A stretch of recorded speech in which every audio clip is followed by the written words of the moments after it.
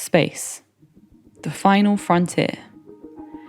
But what does this infamous line from Star Trek actually mean? Does it mean the exploration beyond Earth, our solar system, or beyond? 1957 saw humans make their first forays into space exploration. But in the past decade, the information we have learned and the possibilities of space exploration has expanded. As billionaires head to space in phallic-shaped rockets, the rest of us look up at the sky at night and wonder, is there something better out there? And for astrophysicist Jackie Bell, will she be the first Scouser in space? What else is out there? Are there aliens out there, or what we'd call aliens? Is there someone who's a little bit like E.T., wandering around looking for a new home? Or are we going to find something that's, very, very much, little tiny tardigrades somewhere else, which could be the very, very beginnings of life? And so I think that is what inspires me as a scientist. I think it's probably what inspires a lot of people to get into science and astronomy and astrophysics and space sciences. And where does our interest in space start? How does the World Museum's Planetarium help encourage an interest in space? One of the best things about Planetarium is that you can show people the night sky. So you can show them the star patterns, the constellations. Then they can go out and see it for themselves, which then hopefully will foster a bit more of an interest. It's fun, but it'll become an obsession. This is the National Museum's Liverpool podcast. I'm content producer Ellie Field, and we, alongside our partners Melodic Distraction Radio, will thread together stories from our collections with experiences of people in Liverpool today, exploring connections between past and present.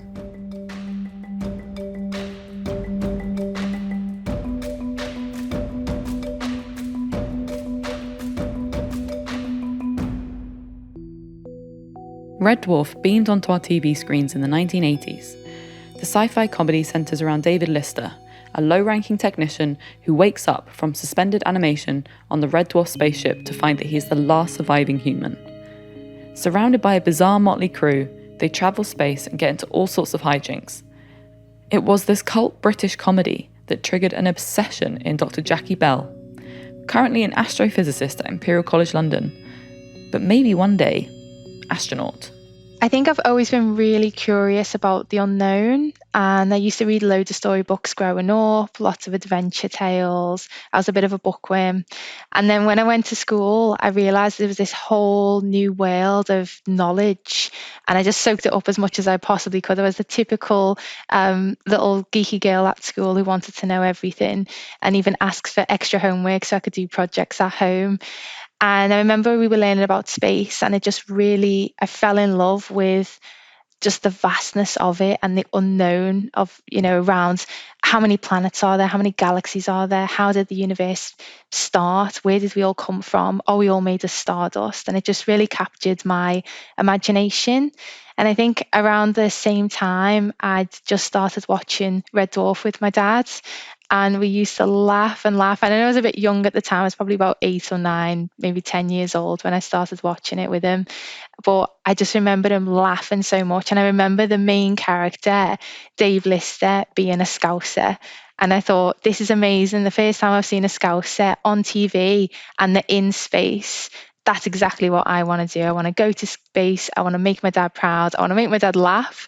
And I just want to achieve that and see the universe. Seeing a Scouser in space had an impact on Jackie. She not only has aims of becoming the first non-fictional Scouser in space, but she is passionate about making astrophysics more accessible. She is a member of Modern Muse, a charity that provides a platform for girls aged 13 to 18 to be inspired by women working in fields that are proportionally male. She's also done a TED Talk, where she tells the story of when she was little and asked at school what she wanted to become when she was older. She excitedly told her teacher and the class that she wanted to be an astronaut. The class laughed at her, and the teacher told her to be more realistic. This experience has clearly spurred Jackie on to make sure this doesn't happen to generations below her. I think that young people are exposed to it a lot more because they're on social media. All of our space exploration groups, societies, the NASAs, the ESAs, they've got all of these accounts where they can share information all the time. So you can be very much up to date with what's happening without having to, tune in your radio to a specific frequency and try to find out yourself. It is all out there. So I think that's a really positive thing, that kids, adults, and people in between, they're exposed to these things a lot more, because then it can definitely help drive up the number of scientists, physicists, future explorers and engineers that we have. I think space travel is more accessible now, and space exploration, and this idea of becoming a scientist so that you can work in space and so you can learn more about the universe and make discoveries. And I think a lot of that is helped by this whole idea of commercializing space travel. All of the private missions that we've got now to space, where if you've got enough money you can go, are great because it drives the costs down for our traditional space agencies and the missions that we have with NASA or the European Space Agency, for example. So I think that it's great that we've got all of this commercialization of space. But why is it so important more people study space? We are in the midst of a climate crisis. There are wars raging across the globe. Economic disparity is at an all-time high. Yet space exploration is becoming more and more popular, with the James Webb Telescope images trending on Twitter whenever they are released, and celebrities going on day trips to space with Jeff Bezos. I mean, I'm going to be obviously quite biased, but I think it's really, really important. I mean, take, for example, some of the research projects that have been carried out on the International Space Station.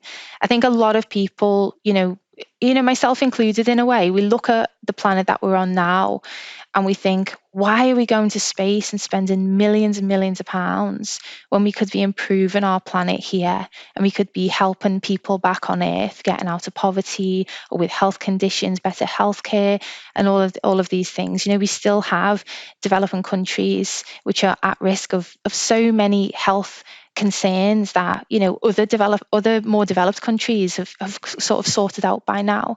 And so I understand when people say, like, why are we spending all this money on space? But actually, a lot of the research, a lot of the projects that have been carried out on the International Space Station have been done so to help and to support us back on Earth. So, for example, there's loads of experiments happening which are looking at disease prevention, disease cures. For example, Alzheimer's, people suffering from bone loss, but bone deterioration, different cancers, how our cells generate and regenerate in space. And so all of this research, I don't think it's shouted about enough to sort of encourage more people to be into space and into what's happening in the International Space Station. But all of these things, they do come back and they have a direct impact on us, on our planet, in terms of our healthcare, in terms of better treatments, in terms of seeing how our bones, our muscles, our cells act in microgravity conditions where there's so little gravity that we can almost, we're floating around in space. Nothing is holding us down. And how our cells change and how we change in those conditions might shed light on how we can cure or finally cure some of the cancers that are, untreatable so far. So, there are actually a lot of valid reasons why we need to study space. But what interests me the most is the more philosophical reasons. I have always been a fan of science fiction. I was brought up on Star Wars, Star Trek, Stargate. If it has a star in its title, chances are my family was watching it. But as a teenager, I found the concept of space, the universe, utterly terrifying. I could happily watch a fictional world of spaceships jumping to light speed, but watching any documentary about black holes and infinity triggered an existential panic. And I would frequently wonder, how do astrophysicists not get overwhelmed at the vastness before them? For me, as a theoretical particle physicist, so I started off as a mathematician, and then obviously was interested in space. And I moved into physics as an adult, and learning about where we came from, the particles that made us, the smaller particles that make up those particles, and then getting to really how did we get here? How was the universe created? Was there a Big Bang? It does blow your mind. And it definitely blew my mind when I was studying to think of, okay, this is just too vast now. Even though I wasn't studying, galaxies and the universe as this big massive thing, I was going smaller and smaller and smaller and smaller. And on that end of the scale, it was still massive in a sense, and that I didn't know everything, and I wouldn't even know where to start. And as I said before, that who doesn't like space, who doesn't find it beautiful? But actually, my own mom, she'd probably kill me knowing I've said this, but my own mom does not like it at all. And I think through my own interest, she started to slowly pick it up. But that whole idea of that vastness, and it's so big, and it's, we're this tiny, tiny thing. And when you zoom out so far, you can see that, we're kind of insignificant in a way. And I think that can be quite scary for people to think about. If you got lost in the vastness of space, there's no way back. So I think it can be quite scary, and I love the way it's used in that sense in scary films and documentaries to add a little bit of fear. So I think it's good in that sense, but it also means that those of us who grow up as explorers, who have a lot of curiosity, there's going to be always something to figure out. So young people now who want to get into science, there's still so much more to discover, which I think is a really beautiful aspect of space exploration. In the past couple of years, something in me has shifted. The absolute and utter fear has morphed into obsessive curiosity. I spend hours looking at the James Webb Telescope images, watching programs about how space never ends, and I was excitedly looking forward to talking to Jackie for this episode. But why? Where does this desire to delve into the incomprehensible vastness of space come from? I actually think a lot of it comes from the way in which space humbles us as humans. Everything is so much bigger than just us, which used to scare me, but now actually makes me feel a little relieved.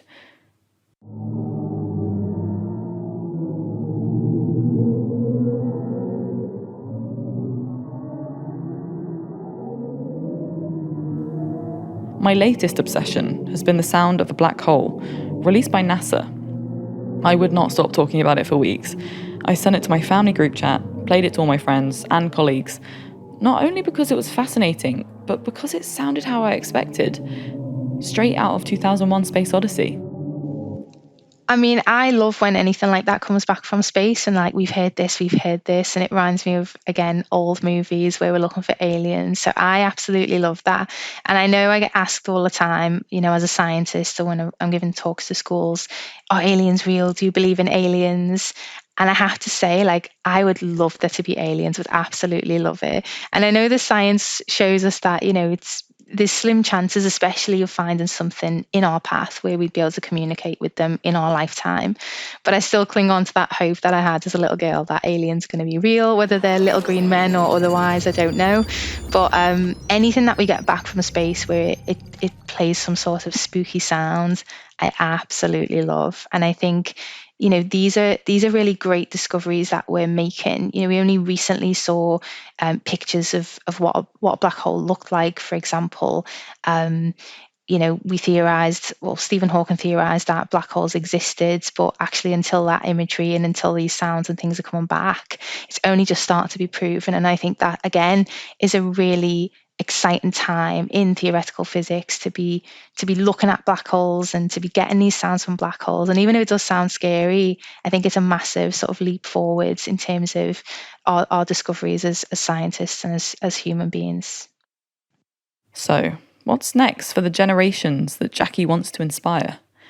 What missions and projects are beginning now that they could be working on? So for human space exploration, we've got the Artemis mission, which is very, very exciting because it'll be the first time that we are going back to the moon since the 70s. And we're going to be going back there for research purposes, finding out more about our rocky moon, more about how it was created, what the minerals are on there, going back and just seeing if there's anything that we've missed. And I think that that's really, really exciting as someone who aspires to become an astronaut, that me or someone younger than me or within my generation will get to go back to the moon, something that we haven't done for 50 years. And so for human exploration, we've got the International Space Station, which is going strong, and hopefully will continue to go strong for up until maybe 2028, 2030 or beyond if we're lucky. And so we've got all of those cool research projects happening every single day on the space station to look forward to. But we've also got these trips to the moon. And then we've got our amazing satellites. We've got the James Webb Space Telescope, is just one of the amazing missions that have been launched in the past couple of years. And that's going to, shed some light, no pun intended, shed some light on, new planets that might be very similar to our own Earth. And so I guess the big question that lots of astronomers, scientists, researchers want to know is, what else is out there? Are there aliens out there, or what we'd call aliens? Is there someone who's a little bit like E.T., wandering around looking for a new home? Or are we going to find something that's, very, very much, little tiny tardigrades somewhere else, which could be the very, very beginnings of life? And so I think that is what inspires me as a scientist. I think it's probably what inspires a lot of people to get into science and astronomy and astrophysics and space sciences. And so next, I think, will be crunching all of this data that comes back from the James Webb Space Telescope, looking at those images in more detail and finding which areas, which stars, which planets, which celestial bodies we want to really zone in on and start to explore. Talking to Jackie Bell truly was an absolute joy. She's so incredibly relatable and down to earth. No pun intended. Her reasons for wanting to become an astronaut are not to boost her own ego and conquer another galaxy or planet. She was sparked by a little British sitcom and carried on by her sheer curiosity and determination to make space exploration more accessible. I am definitely rooting for her to become the first Scouser in space, because she isn't just doing it for herself, she's doing it for any little kid who said they wanted to be an astronaut and were told to be more realistic. So where to start if you're a young person interested in space? Well, many people, including Jackie Bell herself, visited the World Museum Planetarium. Toby Taylor explores the latest planetarium show to be added to the roster, The Edge of Darkness. Tucked away on the top floor of the World Museum is a very special room. Within this room, you can explore the depths and wonder of the cosmos, or, if you'd prefer, simply relax under a tranquil, starry night sky. As you step inside its dimly lit walls and take your seat, an excited sense of mystery and curiosity descend as you ponder what secrets are to be revealed. Built in the space age era, this is the World Museum's Planetarium, the longest surviving planetarium in a British museum. For over 50 years, it has immersed visitors in journeys through time and space, and inspired countless generations of budding astronomers to delve deeper into the mysteries of our solar system and beyond. But at a time when our own planet is in the grips of a serious climate crisis and global economic crises rage, it begs the question, is space still relevant? The planetarium's latest show, Edge of Darkness, which covers meteorites and asteroids from the very edges of our solar system and their research, suggested the answers to these questions, and many more, lie out there, way out in the very deepest depths of the galaxy. We all like a mystery and we all want to solve these mysteries. We've mapped out lots of the universe and we know a lot about it. But the more we map out and the more we find out, the less we realise that we know. That's Patrick, the planetarium's education officer. His passion for space and astronomy began at a young age, when his grandmother took him stargazing on a cold winter's night. Looking up at the different stars and constellations, an obsession was born. If you've ever looked up at a night sky and seen the moon, or constellations of stars whose strange patterns you're unable to decipher, and felt pangs of curiosity and intrigue, then you're not alone. Curiosity for the stars, the solar system, space, and our place within them are characteristics and inclinations that have been fundamental to humanity throughout our existence. As far back as the earliest civilizations, there's been an innate fascination with space. It is one of those unifying subjects of study that brings people together across generations. It's something that everybody can see. Everybody can look at the stars, or look at the moon, look at the planets, and you get to see it. And especially for primitive man, before we developed technology and a better understanding of what was going on, we had no idea what those bright lights out there were. Some civilizations thought there were campfires for other tribes and other peoples that, and they couldn't get to them. It was quite annoying. Fostered by visits to his local planetarium, Patrick became a keen astronomer and has gone on to become a vital part of the team at the World Museum's Planetarium. It's just something that it takes you out of yourself. I suppose the best way of explaining it is there's a famous astronomer called Carl Sagan, and he's an American. He was a popularizer of astronomy, very, very clever man. And he did a series called Cosmos in the 1980s. It was a groundbreaking series. It was about the history of astronomy, and it was superb. And one of the things that he said was that when you look out the universe, what we found is that everything that we're looking at now in this room, in people's homes, everything here comes from the creation of the solar system. Everything is from that cloud of gas and dust that created the solar system. That cloud of gas and dust came from earlier generations of stars. If there hadn't been those stars, we wouldn't be here. But we are, so those generation stars happened. And what it means is that we're made of the stuff that the stars are made of. It's all made of star stuff. And what we are, in a sense, according to was the way Carl Sagan put it, was that we're the universe looking at itself, trying to understand itself, because we're made from the same stuff as the universe. So it's a connection between us and the vastness of space, which is also a very personal and intimate connection as well, because we are that same material that nebula 20,000 light years away is made from, with the same stuff that the sun's made from, that Pluto's made from. The same building blocks have created us as created them. So I think that's the beauty of space. It connects us to something much bigger than we are, much bigger than any of the problems we have on the Earth. And hopefully it'll give you, well, it gives me, but hopefully it'll give other people a sense of perspective that, we're tiny little tiny creatures on a tiny little rock in a vast ocean of emptiness and chaos. And yet we can look out and begin to understand what's going on out there. So I think that's pretty cool. Perhaps one aspect of space's great appeal is that there is so much of it to study. Planets, comets, black holes, there are countless areas still shrouded in mystery. Edge of Darkness, the Planetarium's new film, looks at comets and meteors from deep space and the missions that have explored them.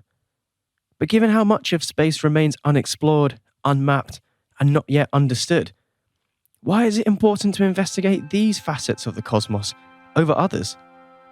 What secrets can these objects possibly reveal? The most interesting thing about looking at meteors and comets is that if you can get them from deep in space where they're not being affected by coming close to the sun or anything, you're getting pieces of material from the very start of the solar system. So then if you go to the edge of the solar system, so you go to Pluto, the light there takes 4.5 hours to travel. So we're seeing it as it was 4.5 hours ago. You go to the nearest star, and you're seeing it as it was 4 years ago. So and the further away you go, the further back in time you're looking. So that, which is really good, because that means we can see right to the beginning of the universe and work out how it started, what were the mechanics of creating the universe.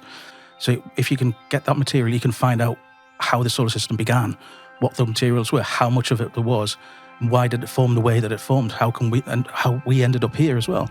So if we can investigate asteroids, comets, we learn about our history, the history of our solar system, and then it helps us then look at other solar systems, see how they form, see if they form the same way, and if they don't, maybe our ideas are wrong, or maybe they're doing something differently for a different reason. So it's all about learning about where our place is and how we got to be here, really. It's clear that there is still much to glean from the outer regions of the cosmos. But while there is much to learn from this, would humanity's priorities be better placed searching for answers for questions closer to home? The biggest of these, humanity's response to the ever-worsening effects of the climate crisis, is a question that some feel deserves more attention than those of an otherworldly persuasion. The answer to this revolves around our planet's interaction with extraterrestrial objects from the edges of darkness. The UFOs in question are objects such as comets, asteroids, or meteors, which regularly impact on Earth, rather than confused life forms looking to phone home, despite what Steven Spielberg might have you believe. They can potentially cause significant damage to our planet, depending on their size. Just ask the dinosaurs.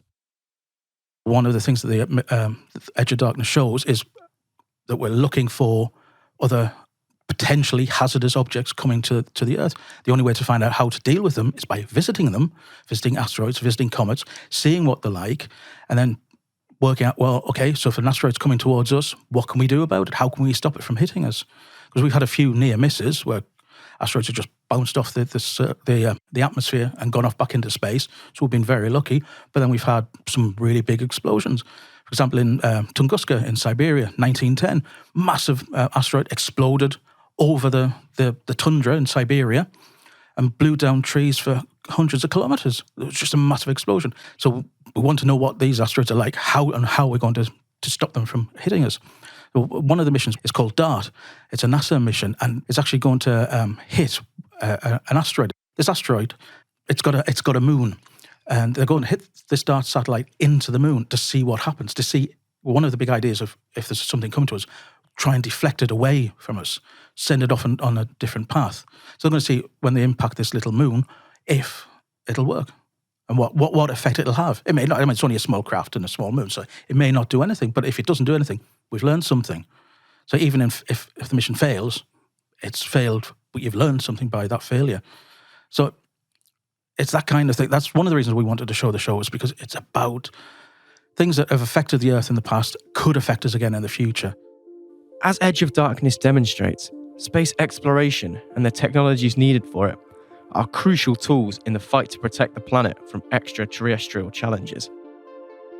Missions such as DART, which successfully altered an asteroid's orbit, provide foundational knowledge for later missions that could save the world.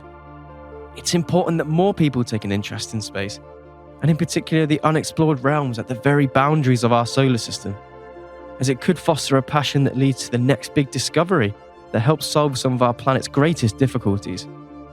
So how do you do that? The answer may be a lot closer to home than you think. Go out and do some stargazing. Even though if you're living in the town centre, it's not great because the light pollution wipes out so many of the stars. You can still watch the moon cycles. You can still see it moving across the sky. You can look at the planets and watch them moving across the sky. And if you get just a little pair of binoculars, that's all you need. And you can see the moons of Jupiter. And you can watch them going around the planet.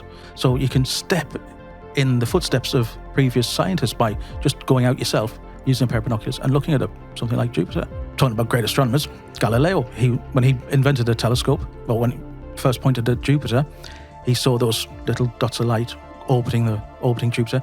He helped realise then that the Earth wasn't at the centre of the solar system. So yeah, just go out and do it. And you don't have to delve into all the complicated physics and maths of it. You can if you want to, and it's fascinating, great fun.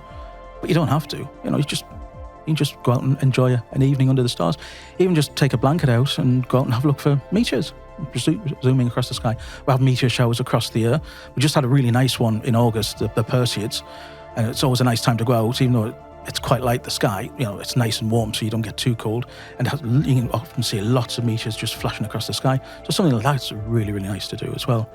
So yeah, just go out and do it. Visit a planetarium, not necessarily ours, but any around the country. One of the best things about Planetarium is that you can show people the night sky. So you can show them the star patterns, the constellations. Then they can go out and see it for themselves, which then hopefully will foster a bit more of an interest. It's fun, but it'll become an obsession.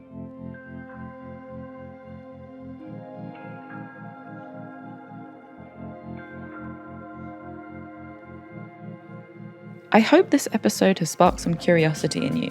Space can definitely feel overwhelming and at times scary. But I believe the more we understand about the galaxy we are a part of, the more we can understand ourselves on Earth. And it may feel pointless to understand something that in our own lifetimes we may never experience ourselves. But as Jackie and Patrick have said, space is definitely becoming more accessible to the generations that follow. Thanks for listening to the National Museum's Liverpool podcast. If you enjoyed this episode, be sure to subscribe for more stories across our varied collections. From Liverpool film and Art as a Mental Health Aid to Heroes on the Mersey and Rebels in Music, you can find all of our episodes wherever you listen to your podcasts.